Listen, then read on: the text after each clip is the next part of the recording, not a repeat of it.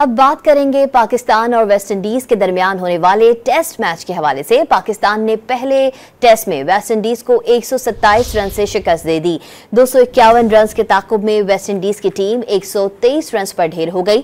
Pakistani spinners ने एक बार फिर तबाहकुन बॉलिंग की और वेस्ट इंडीज के परखचे उड़ा दिए। साजिद खान ने 5 और अबरार अहमद ने 4 विकेटें ली। पाकिस्तान को 2 मैचेस की सीरीज में 1-0 की बढ़तरी हासिल हो गई। स्पिनर्स एक मरतबा फिर छा गए, वेस्ट इंडीज के परखचे उड़ा दिए। 127 रन से फतह समेट ली। मुल्तान टेस्ट के तीसरे रोज पाकिस्तान ने 3 विकेटों पर 109 रन से इनिंग्स शुरू की तो सऊद शकील और मोहम्मद रिजवान सिर्फ 2-2 रन बनाकर आउट हो गए। कामरान गुलाम की भी 27 रन पर बस हो गई। सलमान अली आगा ने 14, नोमान अली ने 9 और साजिद खान ने 5 रन बनाए। पाकिस्तान की पूरी टीम 157 रन पर आउट हो गई और वेस्ट इंडीज को 251 रन का हदफ मिला। जवाब में पाकिस्तान ने इब्तिदा से ही स्पिन का जाल बिछा दिया। वेस्ट इंडीज की विकेटें वक्फे से गिरती रहीं और पूरी टीम 123 रन पर सिमट गई। पाकिस्तान के साजिद खान ने 5 और अबरार अहमद ने 4 विकेटें ली। मैच में पूरी 20 विकेटें स्पिनर्स ने हासिल की। पहली इनिंग्स में पाकिस्तान ने 230 और वेस्ट इंडीज ने 137 रन स्कोर किए थे।